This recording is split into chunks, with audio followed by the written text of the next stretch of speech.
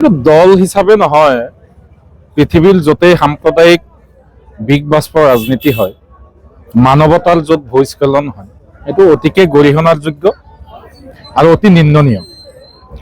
এই মৌলবাদীৰ উত্থানে আজি বাংলাদেশ যি দেশখনৰ যি সাৰ্বভৌমত্বৰ ওপৰত যেনেকুৱা ধৰণৰ কুঠাৰাঘাত আনিছে, সাম্প্ৰদায়িক বিগ বাষ্পৰ ৰাজনীতি কৰিছে, এয়া অতিকে নিন্দনীয়, গৰিহণাজনক।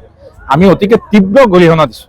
আৰু তেওঁলোকে যেনেকে ভাৰতবৰ্ষৰ ওপৰত যেনেকুৱা ধৰণৰ কটু বাক্য তেওঁলোকে কৈ আছে, কেইজনমান নেতাই আমি চাই আছো ছ'চিয়েল মিডিয়াত, নিউজত। তেওঁলোকে নাজানে যে তেওঁলোকৰ ওজন কিমান, আৰু ওজন নজনাৰ কাৰণে উৰি আছে। ভাৰতবৰ্ষই অকল ভিছা বন্ধ কৰোঁতে তেওঁলোকৰ এতিয়া হাঁহ নচৰা অৱস্থা হৈছে। গতিকে সীমাৰ মাজত থাকি প্ৰতিটো জাতি জনগোষ্ঠীৰ সমন্বয় বৃদ্ধি কৰি যদি চলে তেতিয়া ভাল কথা, আৰু যদি নচলে তেতিয়াতো নিজৰ নিজৰ লাইনত আমি আগবাঢ়ি যাব লাগিব। আৰু এয়া অতিকে দুৰ্ভাগ্যজনক কথা। ভাৰতবৰ্ষ বাংলাদেশ এই যিটো বন্ধুত্বপূৰ্ণ সম্পৰ্ক, এই সম্পৰ্কৰ মাজত যেনেকুৱা ধৰণৰ কৰ্মকাণ্ডই এতিয়া আঘাত আনিছে, এয়া অতিকে দুৰ্ভাগ্যজনক কথা। গতিকে তাৰ পৰা আমিও সাৱধান হ'ব লাগে।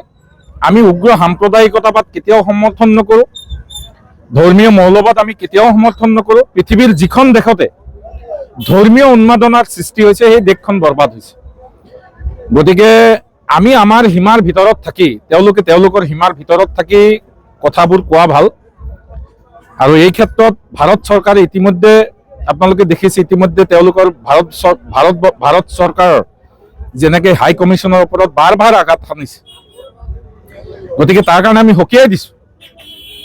আৰু এই ক্ষেত্ৰত ভাৰত চৰকাৰেও মই দৃষ্টান্তমূলক যি শাস্তি, দৃষ্টান্তমূলক যি পদক্ষেপ ল'ব বুলি আমি আশা কৰোঁ। তাৰ য'ত ভূস্খলন হয়, এইটো অতিকে গৰিহণাৰ যোগ্য আৰু অতি নিন্দনীয়। এই মৌলবাদীৰ উত্থানে আজি বাংলাদেশ যি দেশখনৰ যি সাৰ্বভৌমত্বৰ ওপৰত যেনেকুৱা ধৰণৰ কুঠাৰাঘাত আনিছে, সাম্প্ৰদায়িক বিগ বাষ্পৰ ৰাজনীতি কৰিছে, এয়া অতিকে নিন্দনীয়, গৰিহণাজনক। আমি অতিকে তীব্ৰ গৰিহণা দিছোঁ। আৰু তেওঁলোকে যেনেকে ভাৰতবৰ্ষৰ ওপৰত যেনেকুৱা ধৰণৰ কটু বাক্য তেওঁলোকে কৈ আছে, কেইজনমান নেতাই আমি চাই আছো ছ'চিয়েল মিডিয়াত, নিউজত। তেওঁলোকে নাজানে যে তেওঁলোকৰ ওজন কিমান, আৰু ওজন নজনাৰ কাৰণে উৰি আছে। ভাৰতবৰ্ষই অকল ভিছা বন্ধ কৰোঁতে তেওঁলোকৰ এতিয়া হাঁহ নচৰা অৱস্থা হৈছে। গতিকে সীমাৰ মাজত থাকি প্ৰতিটো জাতি জনগোষ্ঠীৰ সমন্বয় বৃদ্ধি কৰি যদি চলে তেতিয়া ভাল কথা।